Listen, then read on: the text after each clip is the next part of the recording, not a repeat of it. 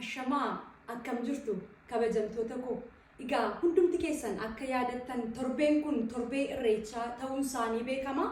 Warri biyya keessa jirtan haala baay'ee miidhagaan ayyaana kana kabajaniitu bagattiin isin gahee baga hoof kaltan gammanneerra jechuu barbaada. Kanattaan suudhaan egaa irreechi keenya duudhaalee sirna gadaan qabu keessaa isa tokkodha. Aadaa keenya ganamaadha. Waa'ee irreechaa waa xiqqoo jechuu barbaada. Sababiin qaba waan ta'eef hanga dhumaatti akka isin dhaggeeffattanis kabajaan isin gaafadha. Egaa ayyaanni irreechaa Oromoon guyyaa guyyaan ni irreeffata. Yeroo manaa ba'u, yeroo hirribaa ka'u, akka maatiitti balbalaan, akka gosaatti guyyaa guyyaadhaan bakka lolaatti ta'uu danda'a, bakka cidhaatti ta'uu danda'a ni irreeffata. Irreecha jechuun wanta Waaqayyoon galateeffachuu yookiin Waaqayyoon kadhachuu jechuudha. Akka abbootiin keenya jedhanitti garuu bahaa dhihaa kaabaa kibbaa walitti dhufuudhaani Oromoon waggaatti al lama kabajata. Keessumaa immoo irreecha malkaa birraa keessa kabajamu kanarratti kabajuudhaani hedduu beekama.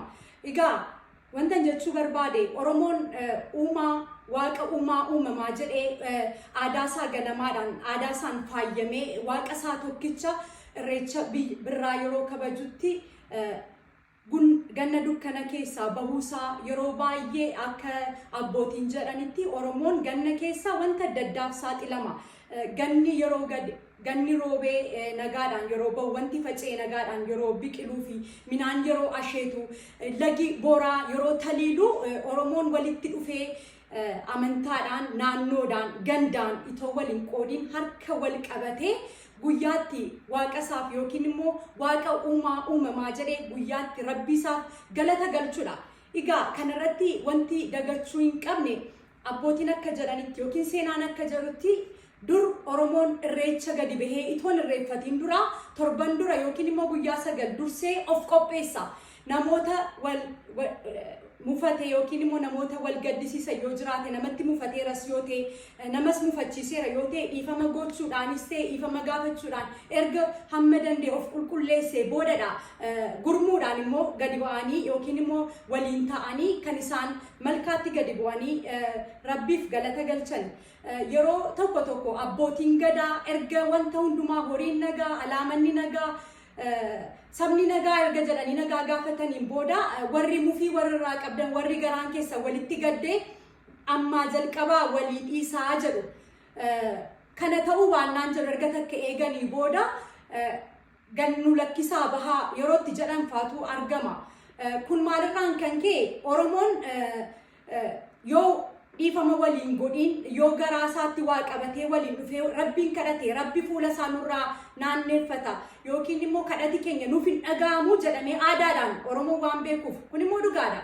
Egaa irreecha malkaas ta'e irreecha tulluu irratti Oromoo yeroo waaqa isaa kadhatus ta'e waaqa isaa galateeffatu faayidaan irreecharraa argatu inni guddaan yoo xiqqaate Oromoon waggaatti al lamaa dhiifama walii godhee waliin jiraachuu jalqabaa jechuudha. Inni kaan immoo kan durirraa adda baasu baay'ina uummata keenyarraan kan ka'e, baay'ina sabaarraan kan ka'e, eenyurraa mufii akka qabu beekuun adda baasuun baay'ee rakkisaa ta'us garuu baay'inni keenya moodiinaafis ta'e wanta hundumaadhaaf waan gaariidha waan ta'eef kuniyyuu baay'achuu keenyaaf rabbii keenya galateeffachuu qabna. Egaa wanta asirratti jechuu barbaade irreechi ayyaana itti waliin taanee itoo waliin qoqqoodiin, itoo amantaadhaan waliin qoqqoodiin, itoo naannoodhaan waliin qoqqoodiin waaqa uumamaa jennee waaqayyo uumeen dinqisiisachaa itti gadi baanee waaqa keenyaan galata galchinuudha. Kana hiikisaa hubannaa dhabuurraa kan ka'e ta'uu danda'a yookiin immoo wantoota adda addaa seera yookiin immoo ittiin bulbaata irreechaa yookiin ayyaana irreechaarraan faallaa ta'e wanta bakka sanatti raawwatamurraan arguurraan ta'uu danda'a. Yeroo baay'ee sabi biraa yeroo waa'ee Oromoo kaasee yookiin immoo ayyaana Oromoos ta'e aadaa Oromoo, duudhaa Oromoo gadxureessu arguun hinaaffaarraa ta'uu danda'a. Saba kana sodaachuurraa ta'uu danda'a. Wanta baay'eerraa akkuma hundi keenya beeknu garuu kan xiqqoo ishee nama mufachisu hubannaa dhabuurraan yookiin immoo callisanii wanta diinni haasa'u yookiin sabni biraa nurratti aadaa kana xureessuudhaaf haasa'u dhaga'uurraan ta'uu danda'a. Yeroo Oromoon waa'ee Oromoo gadi qabu, yeroo Oromoon Oromoo xiqqeessu yookiin immoo aadaa ofii xureessu ilaaluun hedduu nama saalfachiisa, mataa nama gadi qabachiisa jechuudha. So an akka kootti akka nama tokkotti hubannaan hin qabu aadaan ofii hamma safuu keenya eegannee haga naamusa qabaannee haga safuu keenya hin cabsinetti aadaa keenyaanii faayamnee waaqa keenya gadi baanee wal taanee saba keenya wajjiniin waaqayyoon kadhachuun hammina hin qabu. Wanta tokko kanan hamma hubannaa kootti hubachiisuu barbaadu Oromummaan hundi keenya dhiiga keenyadha. Bakka kamittiyuu haa dhalannu, amantii kamiyyuu haa qabaannu, lammummaa biyya kamiyyuu haa qabaannu, Oromummaan keenya dhiiga keenyadha. Fakkeenyaaf an lammii Ameerikaadha. Garuu an Oromoodha. Hangan du'utti jechuudha. Oromummaa koo eenyuyyuu naaf kennuu hin danda'u, eenyuyyuu narraa mulquu hin danda'u. Kanan gara biraa kana keessaa tombeeyin wantan jechuu barbaadu Oromummaan keenya dhiiga keenya, Oromummaan keenya miidhagina keenya, Oromummaan keenya eenyummaa keenya, eenyuyyuu nuuf hin kennu, eenyuyyuu nurraa fudhachuu hin danda'u jechuudha. Kanaaf kana sirriitti hubannee akkuma safuu keenya eeggannee yaada keenya walii kabajnee harka wal qabannee irreecha dhannee waaqayyoo keenyaaf galata galchinu yookiin immoo malkaatti buunee rabbiif galata galchinu rabbii keenyatti kadhannu guyyaa guyyaadhaan maal ta'a Oromoon itoo akkasitti miidhagee halka wal qabatee itoo wal qoqqooduu baatee itoo gargar waliin qabu ta'ee itoo gadi wal buusuu baatee itoo wal arrabsuu baatee jedhee yaadi tokko gara koo dhufe.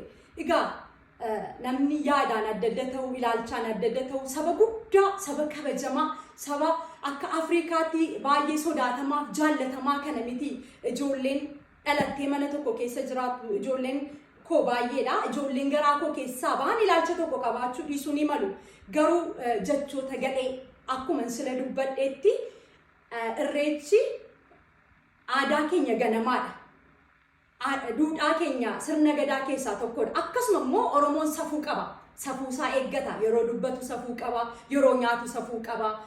Wanta hundumaatti safuu qaba. Safuun keenya immoo wanti waliin dhoksine cabaa jira. Wal xiqqeessuudhaan, wal arrabsuudhaan, baay'ee gadi wal buusuudhaan yeroon argu hedduu nama gaddisiisa akka haadhaatti akka dubartii tokkotti jechuudha akka sabaatti. Kana maaliif dubbachuu barbaade? Duudhaa keenya haa eeggannu yoo wal taane yoo harka wal qabanne yoo wal jaallanne rabbis nu dhagaa yoo waliin taane ceena saba wal qoqqoodee cee arginee hin beeknu saba wal arrabsee wal xiqqaatee kabajame arginee hin beeknu wal kabaju miti kan ormaayyuu kabajutu nurraa eegama sababiin isaas nuun saba sirna gadaan guddate gadaadhaan geggeeffamu waan taaneef sirna gadaa keenya immoo nuuf qofa miti biyyoota guddataniif illee raacatiidha kan inni ta'ee tajaajilaa jiru. Ijaa kanaaf seera keenya eeggannee kan ormaallee kabajnee kabajamuu fi kabajuutu nurra jira waan ta'eef kan ormaas itoon tuqin ofii keenya aadaa keenya dabannee qabannee dhalootatti ceesisuun gahee hunda keenyaa ta'utu irra jira.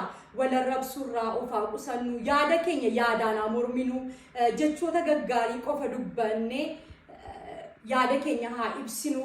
Keessumaa sooshaal miidiyaa kanarratti arrabsoon afaan Oromoodhaan barreeffamee wantooti gaggadhee keessa darbanii haadha ofii haadha darbanii wanta baay'ee dubbachuurraa itoo wal qusannee jedheen kabajaan sin gaafadha. Akkuma guyyaa irreechaa bareennee miidhagnee waliin taane waaqa keenya waaqa uumamaa isa nu uume isa wanta hundumaa nu godhe isa baroota keessatti nu gargaara isa ganna dukkana keessaa ganna bacaqii keessaa nu baastee birraa nu agarsiistee minaan facaafanne nu asheeta akka godhatu nu gootee wanta hundumaa galmaan nu geesse jennee wanti harkatti qabanne barakata nu ta'e jennee akkuma waaqa keenya galateeffannu yeroo hundumaa guyyaa guyyaadhaanii Oromoon akkasittiin kan inni jiraachuu qabu. Sababiin isaas irreechi Oromoon waggaatti allama qofa miti. Waggaatti allama kan inni kabajatu akka sabaatti waan ta'eef. Egaa waa'ee irreecha tulluus yeroo dubbadhu irreechi tulluu Arfaasaa keessa kan inni kabajamu. Oromoon kan inni tulluutti ba'ee waaqayyoon kadhatu lafarraa addatee uumama isaadhaan, uumaa harka isaadhaan, uumaa isaadhaan waan baay'ee dinqisiifatuu fi uumaa isaa dinqisiifachaa kadhati keenya nu dhaga'ama jedhee rooba nagaa akka roobuu fi uummata isaaf immoo nagaan akka ta'u nagaa yookiin fayyaa namaa fi roobni akka roobuu fi kan waliin ta'ee kan inni waaqayyoon kadhatu jechuudha. Yeroo baay'ee arfaasaatti waaqayyootu kadhatama. Irreecha malkaatti immoo waaqayyootu galateeffatama. Egaa waaqa keenya waliin haa galateeffannu, waliin haa kadhannu, wal haa kabajnu. Akka guyyaa irreechaa sanatti yeroo hundumaa jireenyi keenya guyyaa guyyaa harka wal qabannee bakka geenyu bakka yaannu ga'uudhaaf wal qoqqooduu, wal arrabsuu, wal waraanuu, wal ajjeesuun eessaan iyyuu nuun ga'u. Wal haa taanu, wal haa dhaggeeffannu, teenyee haa mari'annu. Kun ergaa koo har'aadha. Egaa saba koo, saba Oromoo biyya keessa jirtanis ta'e biyya alaa keessanii ergaa koo kana dhaggeeffachaa jirtan, barri kun bara haaraa, barri nuti wanti yaaddan isiniif raawwatu, barri karoora keessan galma isiniif ga'u. Wanti hundumtuu galma isiniif ga'u isiniif haa ta'u. Ibidda tulluurraa ta'a. Anis akka haadha Oromootti isin eebbisa waan ta'eef ibidda tulluurraa ta'a. Warri barattan milkaa'a, warri daldaltanis buufadhaa. Yaadaan tokko ta'a. Halleeyyaan siree boolli didibbee isiniif haa ta'u. Yaada tokko qabaadhaa. Waliin dhaabbadhaa. Diinni sinaa sodaatu. Sabni immoo isiniif haa jaallatu. Yeroo hundumaa jaalalli haa dursu. Kun ergaa koo har'aadha. Kaayyoon keenya qajeelummaa sammuu namaa soora, aadaa keenya, duudhaa keenya itoon xureessin, itoon irraan sharafin dhalootaa dhalootatti dabarsuudha.